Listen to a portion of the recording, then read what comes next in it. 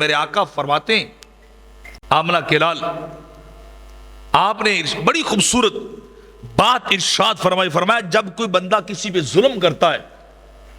تو جس پہ ظلم کیا جائے وہ بدلہ لے سکتا ہو،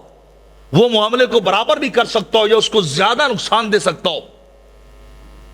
اس کو تکلیف اور کرب کے اندر مبتلا کر سکتا ہو، لیکن ان سب چیزوں کے باوجود اگر وہ مظلوم ظلم کرنے والے کو معاف کر دے، اس سے بدلہ نہ لے، ظلم کرنے والے کو سے درگزر کر لے، بدلہ لے سکتا ہو، پاور قوت رکھتا ہو، لیکن اللہ کی رضا کے لیے معاف کر دے،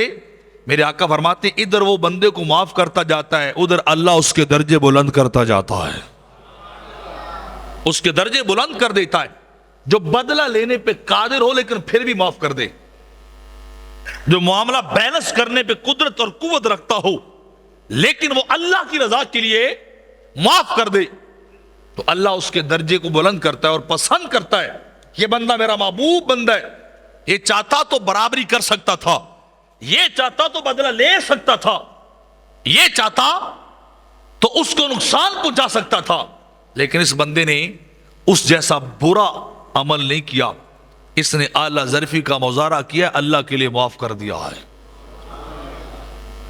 یہ تعلیمات اپنی زندگی میں صاحب لائیے،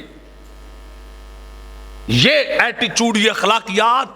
قرآنی اخلاقیات اور نبوی اخلاقیات اپنے اوپر طاری کیجیے، آپ کی شخصیت نکھرتی جائے گی، آپ خوبصورت بنتے جائیں گے، آپ کی صحت بڑھتی جائے گی، کیونکہ آپ رنج والے نہیں ہیں، آپ اپنے دماغ میں کسی کے بارے میں گرہ باندھنے والے نہیں ہیں، بلکہ آپ قدم قدم پہ معاف کرنے والے ہیں۔